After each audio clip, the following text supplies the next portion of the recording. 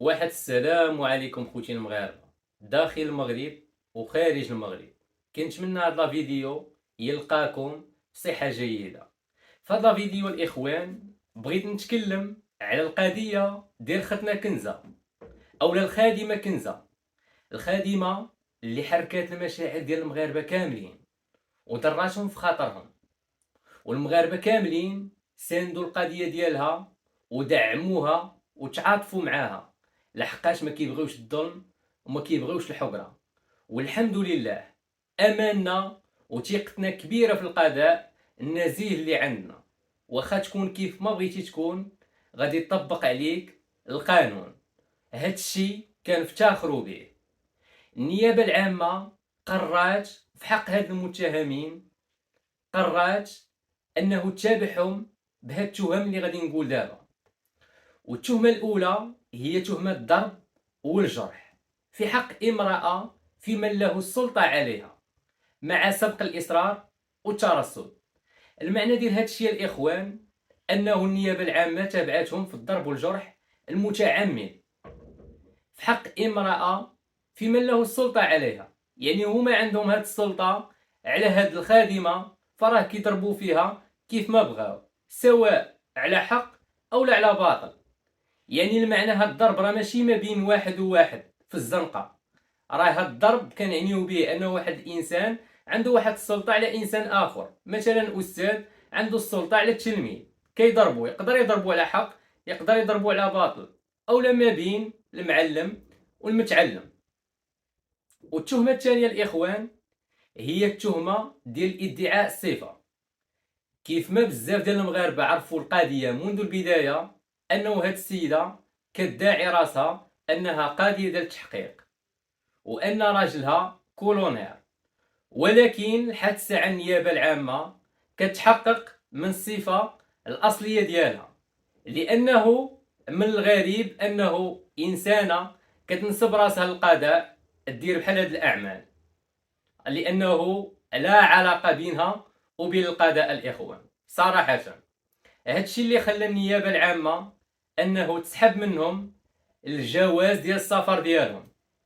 وهادشي الاخوان كامل كان مبني على شهاده طبيه فيها 90 يوم ديال العجز، وكذلك تقارير طبيه كتبين ان كنزه عندها كسور في اليد وفي الجمجمه وفي الانف والعمود الفقري، وكذلك القفص الصدري، وكذلك الاذن اللي ما بقاتش كتسمع بها لحد الساعه.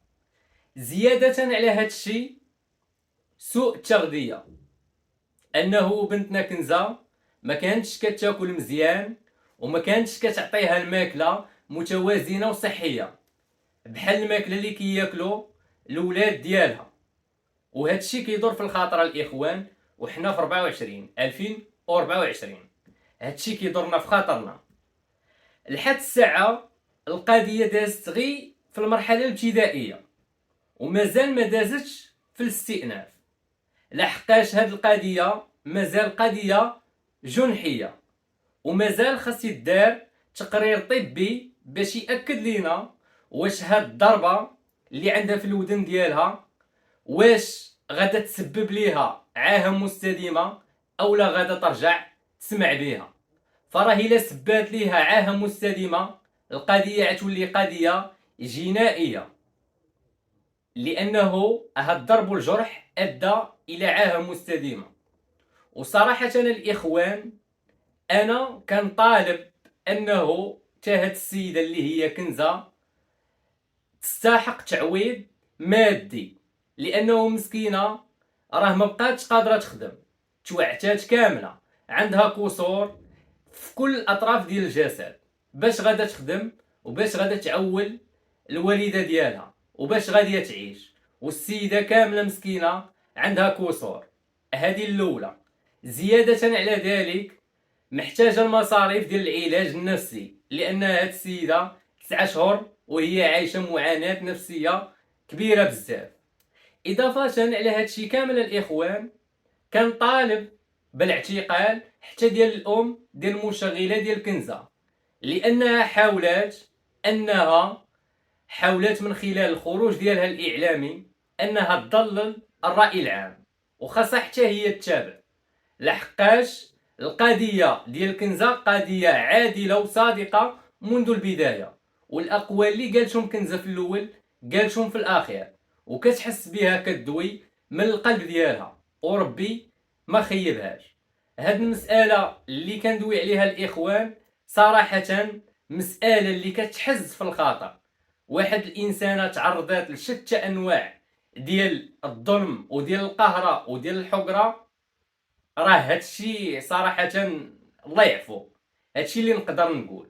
وبلا ما ننسى واحد المسألة أخرى، تكريم لهاد السائق ديال الطاكسي، صراحة بادرة زوينة ولمحة زوينة عطاها لينا هاد السائق ديال الطاكسي، وبين لينا أنه باقين ولاد الناس فموالين الطاكسيات اللي يقدروا يهزوك وينقدوك إلا كنتي في واحد الحالة مستعجلة. راه صراحة سلوك اللي هو نبيل وسلوك بطولي اللي دار هاد السيد، ويستحق انه الناس ضامن معاه، لحقاش هاد السيد راه عمل واحد العمل بطولي، ولولا هو ما كانتش هاد القضية تولي رأي عام، وما كانتش هاد القضية توصل لهاد المواصل اللي وصلت. والحمد لله كنتمناو الخير لبنتنا كنزة، ونتمناو ليها الشفاء العاجل.